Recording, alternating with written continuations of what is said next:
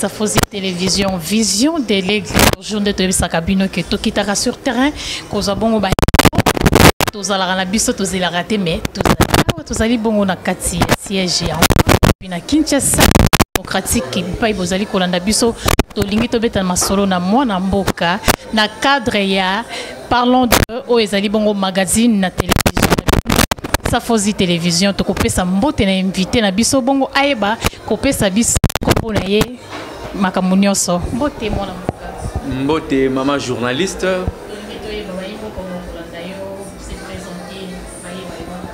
nga komona nga mwana mboka Dieudonné Mbombo nazali coordonnateur adjoint en charge et implantation et à mobilisation et à parti politique en vol cher à l'honorable président national Délice Sanga wazali moko mwana mboka ya Congo mwana mboka mutuna na ngai bosse ezali boye marche le 31 décembre de moni awa mobiliser partout président Katumbi a signé message que nous vont s'adhérer alors stratégie nini obilo en vol aujourd'hui na kati ya marche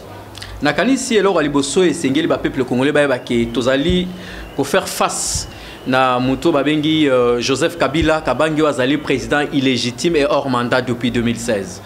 et puis eloko ami balé to webisa ba congolais que mwana oyo ayoka kabakolo tepe atosaka nzambe te asuka kamabe nakanisi baimboka basango bamupe ba oyo basungaki Congo parce que monsieur Kabila mandat na ye silaki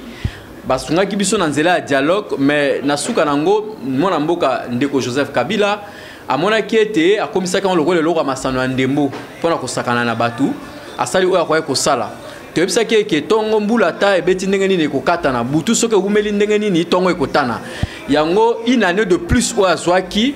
tongo yango esili kotana le 31 décembre elingi koloba ke mpo na ye mandat na ye esesila mais lokola tolingaki au nom de la paix topesa ye une année asali oyo akoki kosala et maintenant cette une année euti kokoma na suka yango tozali ko préparer déjà kobima pacifiquement et na balabala parce que ezali droit constitutionnel ezali na kati article ya ba constitution et pesameli na congolais nyonso kotambola pacifiquement pour na ko réclamer droit na ye yango moni église monnaie lokola église catholique oyo alukaki kosambwisa bango esimbi te batelemi bomoko pe biso ba opposition to ko joindre bango pona kotalisa bolingo na biso pe kotalisa ete politique ya mwana mboka Joseph Kabila ezali ya mabe tozali na posa ya ba élection tozali na posa retour ya mwana mboka Moïse Katumbi azonga mbango po yazali candidat biso na kati ya AR pe na kati ya envol mwana mboka to bakisa muke par rapport na oyo loi ezali bongo promulguée na chef de l'état na kati ya envol boyambaki ya mondenge. D'abord la loi est très mal partie. La loi est très mal partie na ndenge nini. Monsieur Joseph Kabila a organisé l'élection Mibali. L'élection à Malam ou les Kaka à Malam Zali en 2006. Azala qui sous contrainte de la communauté internationale. Et puis l'élection les Kaki à 2 tours. Chose surprise. Après c'est pas raison. Oh Zali ils ont retenu débouté. En 2011 tout le monde a modifié l'élection. Au lieu de 2 tours élection présidentielle et commune à tour moko après si ba raison nango suite nango Zali été ba contester qui légitimité na mwana mboka Etienne Tshisekedi. Tokanisi ke bakoki ko repêcher encore loi ya 2006 basangisi na 2011 poto zwa loi ya mwa malamu oyo kosunga biso na bayi élection mais to mona ete mwana mboka azosala oyo ezali volonté politique na ye to ya famille politique na ye majorité tokoyebisa ete Congo démocratique ezali ya majorité te Congo démocratique ezali ya famille Kabila Kabange te ni ya Laurent Désiré Kabila Congo ezali ya ba congolais nyonso tout esengeli na mibeko standard oyo kotambisa biso na kati ya mboka oyo yango toyebisa ete machine à voter na ye ekoleka te et puis loi na ye ezali discriminatoire ndenge nini na kati ya loi na ye ba indépendant bazali susu na place te donc tokozala na ba député o tobenga ba to katikati ba indépendant ba kozala na assemblée nationale te ya mibale to molete na 10 années ya rien calamiteuse ya pouvoir ya monsieur Kabila ba yibi mbongo trop ba komi na boso mosolebele ba koluka ko somba bazali koluka batikala na parlement lisusu ba bimisi loi ya seuil en tout cas biso nga papa na nga zalaka politicien na mboka oyo député mbala liboso na ka vote ba seuil et puis c'est on a combien de pourcents par rapport na ba enrôler combien donc vous allez comprendre que zali volonté à celle monsieur Kabila ndé zali ko kende liboso loi na ya seuil et le but que tous allez ko banga parce qu'avec plateforme na biso ya AR nous allons faire face alobi ete na mboka oyo soko zali pauvre okoma député te donc ba o bazali ba riche bazali na vocation okoma ba député te ba okoma ba député na mboka oyo po azali commerçant azali na mboka okoma député ezali juste te ezali injuste cette loi yango tozali koyebisa ye vraiment tozali kolanda bandeko mususu balobi ba ko attaquer loi wana na cour constitutionnelle ezali dernier rempart na biso pour permettre na biso tozongisa machine wana sika ba pesa biso loi ya malamu. J'étais même surpris que M. Kabila a weli mango na ko promulguer loi na ya moins de une semaine mais ce que ezali ba loi mususu ya mboka Kabila azwela rango 1 mois 2 mois ils disent même que azali indisponible pour na ko signer et tout le bête peuple congolais ezali souverain bangonde bazali mokati makambo bangonde bakokata makambo tokobima na nzela le 31 oyekoya eya oyekoyinda einda mputule komata makala makotikala baoyo bakotikala na mboka oyo bakokamba yango comme azali na machine na ya kobuma bato toyebisi pe M. Kabila kabangeke ce pays ezali kozela ye to bengango cour pénale internationale ezali kozela ye soki alingi azala humilier lokola Mugabe tokoyeba ngo le 31 soki alingi to bengana ye lokola Kadhafi tokoyeba ngo le 31 décembre. Merci beaucoup.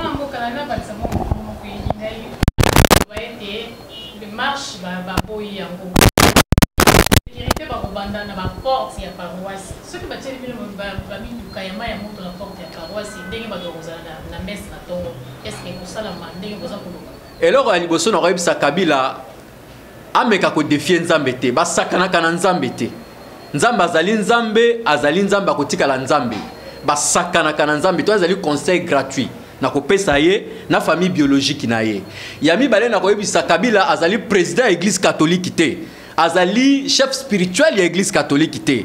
église catholique ezali majorité présidentielle na été il faut ba ko ça la part de choses soka lingi amona bo sambulu akomona yango basakanaka na Nzambe te ba église etoni na Congo atinda ba jeep na ye et puis les choses bizarres bato bazali ko nyoka na mboka oyo koleka ba policier na ba soda bazali te bango pena bazali ko nyoka ma chose bizarre okomona moto na grade à colonel azali na salaire ya 110 000 francs congolais makambo soni moins de $80 ezali makambo soni biso toko bimaka na balabala pona ko réclamer droit ya mboka o ezala mapo bango bafuta malamu bango bakotiaka mandoke pona ko boma biso. Oui, c'est normal okufa na masasi okufa na gaz lacrymogène okufa na malaria to na mama ye mokomo nango ezali obe kufa biso tout okufa na ende ko Kabila pe akokufa elinge lobake marche ezali droit constitutionnel ya ezali constitution Congo te po ifoto tuna ye soka lingi to alingi te aboyi to aboyi te biso to webisa ye ezali droit constitutionnel comme na biso to kobima na balabala oyo koya eya. Merci ndeko journaliste.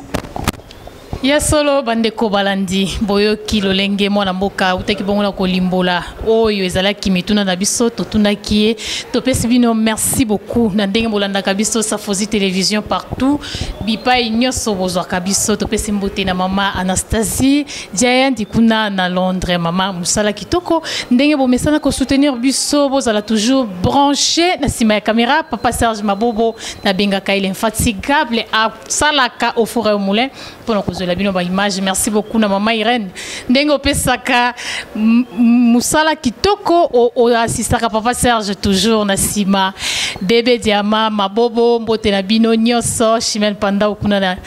Majesta esika bolanda kabiso topesi bino merci. Votre servante Karine Ville naza toujours là mikolo oyo toza na terrain toza koluka ba info pour na bino tokutani bongo mbala ya sima. Merci na bino.